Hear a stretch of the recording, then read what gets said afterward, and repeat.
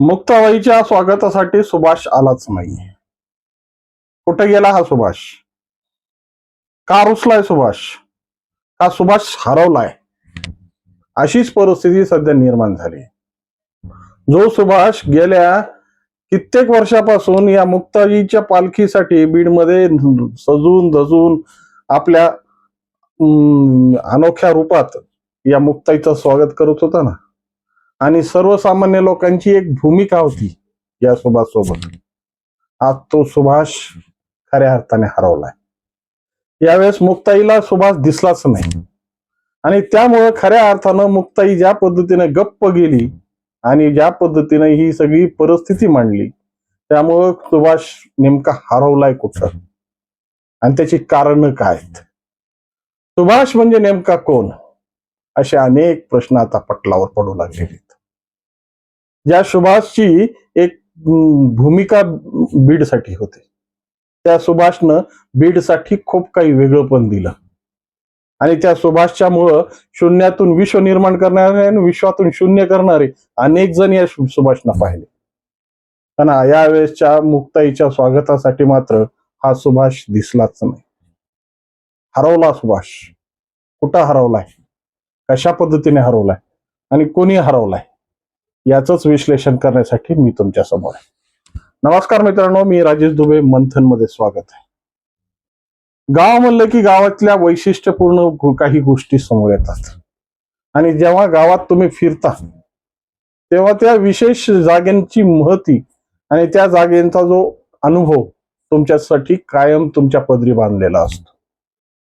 कदाचित तुम्ही एकटे जरी फिरत असताल तेव्हा ती गोष्ट, त्या बाबी किंवा ते ठिकाणं तुमच्याशी बोलतात आणि अशा बोलल्यामुळं कदाचित त्या भूमिकेशी तुम्ही एकरूप होतात. अशीच एकरूपतेची गोष्ट ज्या पद्धतीने बीडमध्ये होती आणि सुभाष ज्या पद्धतीने या बीडच्या चढत्या आलेखाचा एक प्रत्यक्षदर्शी होता, साक्षीदार होता, आज तो बीडच्या भूमिकेतूनच गायब झालाय, हरवलाय. नेमका हा कशामुळे हरवलाय आणि या सुभाषनं ज्या पद्धतीच्या भूमिका मांडल्या, आणि सुभाष, हिरालाल, बलभीम आणि बशीर अशी 4 भूमिका मांडणारी या बीडची महती आज खऱ्या अर्थानं ज्या पद्धतीने सुभाष हरवलाय, हिरालाल एकटा पडलाय, बलभीमची सुद्धा हरवण्याची चिन्ह दिसत आहेत, बशीर मात्र अजूनही आपल्या ठिकाणी भक्कम आहे. अशा परिस्थितीत मुक्ताईंची पालखी बीडमध्ये आली आणि या मुक्ताईच्या पालखीसाठी ज्या पद्धतीचा गाजावाजा, ज्या पद्धतीचा तामझाम करण्यात आला ना, ते तामझाम पाहून मुक्ताईंना सुद्धा आश्चर्याचा धक्का बसणार आहे. पण आश्चर्याचा धक्का बसण्याऐवजी जो प्रामुख्याने आणि सगळ्यात पुढे असणारा सुभाष मात्र मुक्ताईला दिसलाच नाही. शेवटपर्यंत म्हणजे पाठवणीपर्यंत, जेव्हा निरोप घेण्यापर्यंत सुभाषची प्रतीक्षा या मुक्ताईला होतीच. कारण की मुक्ताईचं आजूळ आहे बीड आणि आजूळच्या प्रत्येक गोष्ट हे नेहमी आपल्या मनाला वेगळा स्पर्श करून जातात. आजोळातून ज्या गल्लीत फिरतो, ज्या गल्लीत वावरतो, ज्या मित्रांसोबत राहतो, ज्या मामा आजोबांच्या खांद्यावर आम्ही खेळतो, कारण की त्यावेळेसची संस्कृती तशी होती आणि ती संस्कृती फार व्यापक आणि बृहद होती. जर एखादा नातू जर आला त्यावेळेस लोकसंख्या कमी असल्यामुळं एकमेकाची नाती घट्ट होती, देवाणघेवाणाची, शेजार धर्माची एक संस्कृती जपून होती. पण आज ज्या पद्धतीनं धकाधकी जीवनात आणि ज्या पद्धतीनं या चलनाच्या आणि भौतिक सुविधेच्या विळख्यात जो आपण सापडलोय ना, समाज सापडलाय ना, खऱ्या अर्थानं ही नाती गोती आणि ही सगळं विसरलंय. आता तो नातू किंवा तो भाऊजी किंवा तो जावई फक्त त्या घरापुरताच, ज्या घरात त्याच्याशी संबंध जोडलेले आहेत. नाहीतर सहज चौकात दिसल्यानंतर एखादा भाऊजी किंवा एखादा जावई आला तर थोरा मोठ्यापासून तर लहानापर्यंत त्याच्या स्वागतासाठी दुमदुमायचं ती गल्ली. कदाचित प्रतिष्ठित असेल तर चौकापासून स्वागत सुरू व्हायचं, पण आज ते स्वागताचे विषय संपले, कारण की माणुसकी संपली. आणि हे माणुसकी संपल्याची भूमिका मुक्ताईला सुद्धा जाणवली.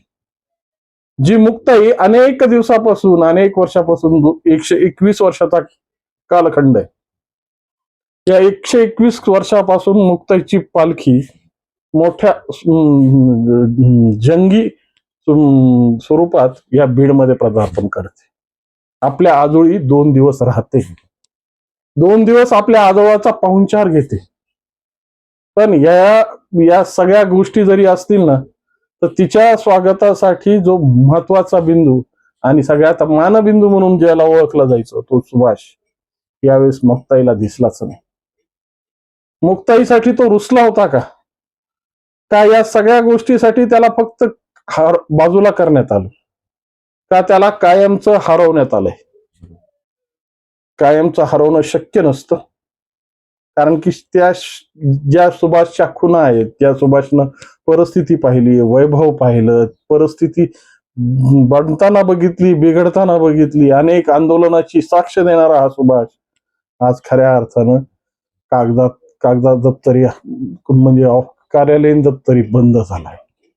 त्याचं नाव पुसण्यात आलंय आणि नवीन परिस्थिती उगवण्यात आली. पण खऱ्या अर्थानं सगळ्यात मोठा प्रश्न आहे, जी गावाची एक व्याप्ती असते आणि एक वैभवशाली परंपरा असते, त्या नावाने त्या परिस्थित्या जोडल्या जातात आणि त्या जोडलेल्या नावांची एक प्रतिष्ठा तयार होते. हे प्रतिष्ठा पुसण्याचं काम हे राजकारणी नेहमी करतात का? हा सगळ्यात मोठा प्रश्न आहे. ज्या पद्धतीनं मी तुम्हाला नावं सांगितली, सुभाष, हिरालाल, बलभीम आणि बशीर, ही बीड शहरातली खऱ्या अर्थानं व्यापक असलेली नाव. या नावाने खऱ्या अर्थानं बीड शहराची एक वेगळी ओळख निर्माण होते. प्रत्येकाचं काम वेगवेगळं होतं, प्रत्येकाची भूमिका वेगवेगळी होती आणि या पद्धतीने व्याप्त असलेली संस्कृती आणि वैभवशाली परंपरा असलेला हा बीड शहर ज्या पद्धतीने सुभाषच्या या भूमिकेत अग्रणीय होता ना, त्यामुळे त्या अग्रणीय भूमिकेतला सुभाष आज कायमचा हरवलाय. हिरालाल आज एकटा पडलाय. त्याच्याकडे जर मतलब असलं, काही मिळत नसलं, किंवा काही एखादं तुम्हाला आयुर्वेदिक वनस्पती पाहिजे असेल, तर या हिरालालची भेट घेण्यासाठी मात्र उत्सुकतेने जावं लागतं. नाहीतर अशा परिस्थितीत आता हिरालालचं असं काही महत्व नव्हतं. जो हिरालाल एका काळात खूप मोठ्या वैभवशाली परंपरेचा एक भूमिका असायची. सगळी गर्दी, सगळं वैभव, सगळं व्यापार त्या हिरालालच्या अवतीभोवती फिरायचा.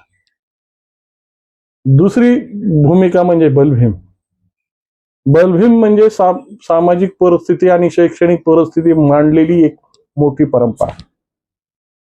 आपल्या नावानेच दानशूर अशा परिस्थितीत मांडलेला हा विषय.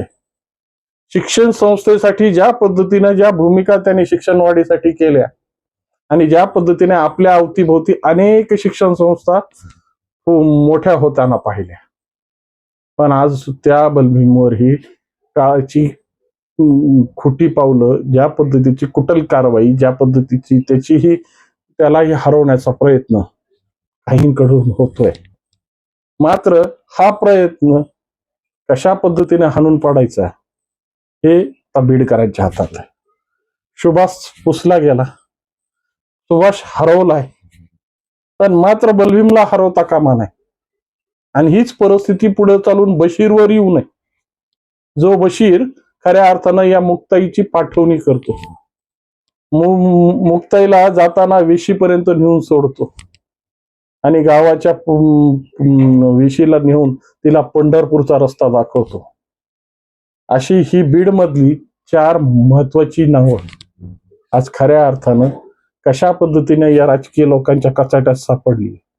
या राजकीय लोकांनी ह्याचा कसा विळखा तयार केलाय आणि स्वतःच्या कल्पकतेच्या नावाखाली ज्या पद्धतीच्या परिस्थिती मांडल्या, वास्तविक स्वरूपात जुन्या खुणा पुसून, जुने नाव बदलून, जुन्या नावाची ला बगल देऊन नवीन परिस्थिती निर्माण होत नसते.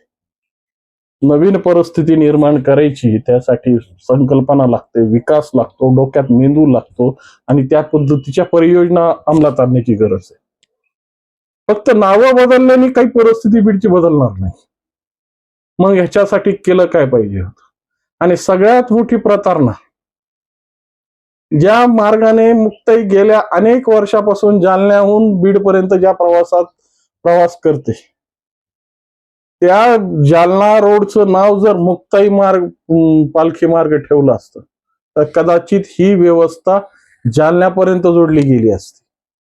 जालन्यापर्यंत, कारण की जालन्याहूनच मुक्ताई आमच्याकडे बीडमध्ये आगमन करते, त्या मार्गानेच मार्गस्थ होते. पण ती व्यापकता कोणाकडे आहे? तो दृष्टिकोन कोणाकडे आहे? आम्हाला पडलंय फक्त आमचीच परिस्थिती आमच्याच हाताने कशी मोडायची. आता यावर खऱ्या अर्थानं खूप मोठा खल होणार आहे. पण करणार काय? जुन्या वैभवशाली परंपरापासून नवीन नावं देऊन नवीन प्रकारे वैभवशाली परंपरा तयार करता येत नसतात. त्यासाठी काम करावं लागतं. ज्या पद्धतीनं अडचणीत आणि विळख्यात सापडलेलं बीड आहे आणि ज्या पद्धतीने हे 4 नावं सांगितली गेली, या 4 नावांच्या आजूबाजू ज्या पद्धतीच्या परिस्थित्या आहेत, खऱ्या अर्थानं त्या परिस्थित्या सोडवल्या पाहिजे होत्या. त्या शहराच्या विकासासाठी या नावांना कशा पद्धतीने जपता येतं. नाही तर पुण्यातलं सगळ्यात मोठी गोष्ट आप्पा बळवंत चौक, नारायण पेठ, नाना पेठ, सदाशिव पेठ किंवा मुंबईतलं, आजही इंग्रज गेले पण अनेक गोष्ट त्या इंग्रजांच्याच नावाने आजही प्रयत्न करतायत शिवसैनिक त्याला आपलत्व करण्याची. पण ह्याच्यातली आपलत्व जी खरं वैभव असलेलं ते पुसून फक्त आपली स्वतःची परिस्थिती बदलण्याचा प्रयत्न, जो केविलवाना प्रयत्न खऱ्या अर्थानं या राजकारण्यांनी केलाय, तोच खऱ्या अर्थानं या बीडच्या विकासावर खला घालाय. खऱ्या गतिरोधक इथंच तयार होत आहेत. कारण व्यापकता काय असते, बृहद विचार काय असतो आणि खऱ्या अर्थानं जी विकासात्मक भूमिका जर मांडायची असली तर त्या जालना रोडला जर मुक्ताई पालखी मार्ग जर नाव दिलं असतं तर कदाचित ही वैभवशाली परंपरा त्या जालन्यापर्यंत जोडली गेली असती. त्या जालन्याच्या भूमिकेत सुद्धा, पण आजही जालना रोड म्हणून आम्ही त्याला संबोधतो आणि खऱ्या अर्थानं जो बीडचा सुभाष होता तो मात्र हरवून आम्ही कागदात फायलीमध्ये बंद करतो. हीच खऱ्या अर्थानं दुर्भावना आहे. याबद्दल तुमच्या मनात काय वाटतं? याबद्दल तुमची प्रतिक्रिया काय? आणि तुम्हाला खऱ्या अर्थानं सुभाषला शोधून आणायचं असेल, हरवलेल्या सुभाष पुन्हा प्रस्थापित करायचं असेल तर तुमची भूमिका काय? कॉमेंट्स मध्ये मांडा. आणि व्हिडिओ आवडला असेल तर लाईक, शेअर आणि सबस्क्राईब करायला विसरू नका. नमस्कार.